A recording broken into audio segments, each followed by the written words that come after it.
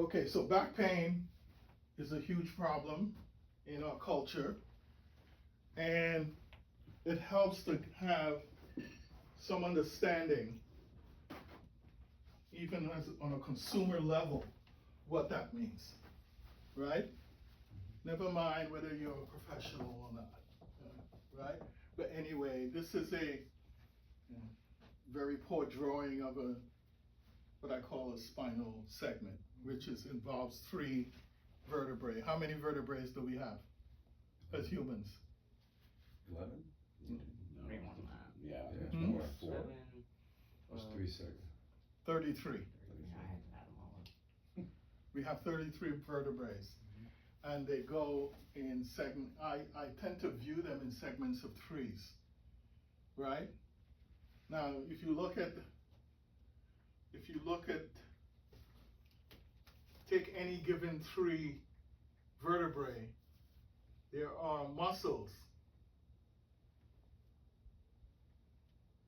that are bridging, these, right, those are known as the deep paraspinal muscles. Take that where you see these little muscles, the deep paraspinal muscles attach here, they crisscross the spine. This is happening. You see what I'm saying? Yes, sir. You understand? That's how arthritis or enthesopathy begins. Okay. Yeah, you see what I'm saying, right? Tugging. I can see the light went off there, right? Yeah. Ding, ding, okay. Yeah. Yeah. So often you will see all kinds of changes, like scoliosis, where the spine starts to look like that. If I'm looking at this person from the back, right? And you'll see one hip higher than the other. All right? That kind of thing. Not to mention the pain, because if you look at this, let me see if I can. All right. So if I have a vertebrae,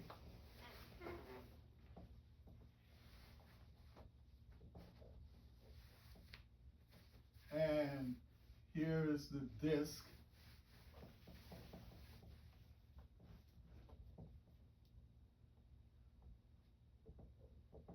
right? If this muscle, the interspinous muscle, and there's several muscles that bridges the spine, it's a feat of engineering, let me tell you, if you look at the spine mechanically, okay?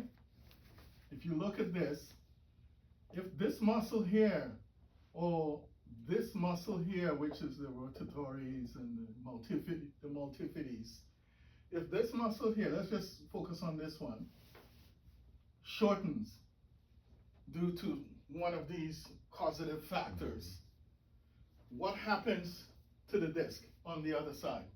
It bulges. You can see the mechanics there, right? It doesn't take a genius to figure out. That bulging can cause all kinds of problems, right? Sure. Yeah. So you'll find that the spinous transverse process comes together, this bulges out. It's basic mechanics. This is what's happening in 80% of the people out there. And instead of dealing with the muscles, they do surgery to remove the disc. Or they Or they put inject them bars. with a lot of stuff, right? Diffusions. Right. But why But does very it few cover- people are skilled enough To work those muscles. to do this. I do it because I made it my business over the years to educate myself in that way, right? That when I know how to diagnose, locate, treat problems on this level,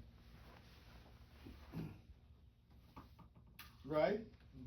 That can save a lot of money and time in a lot of patients. You know what I mean? Knowing how to do this, right?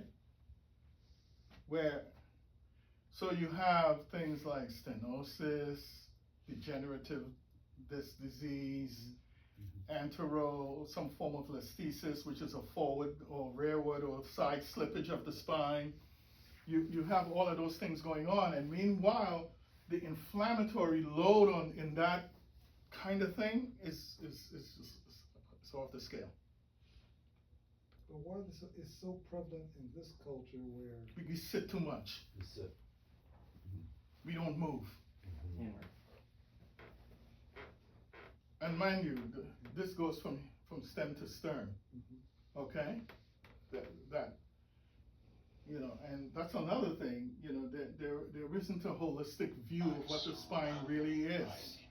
Right? So yeah, what I would do is insert an acupuncture needle there, and then you will literally see the muscle go. And the spine, it's weird to watch. But it's possible to balance the spinal column. And the thing about it is, a lot of this too begins with your foot. Yeah. It begins with your foot. So, Jules, you barefoot. Okay, lie on the table, head down, and your ankle here.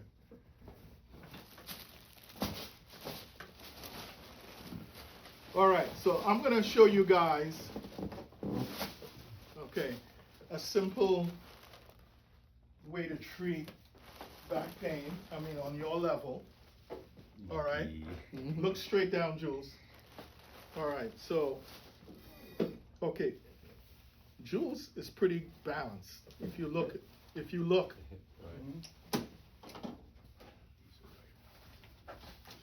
just a second.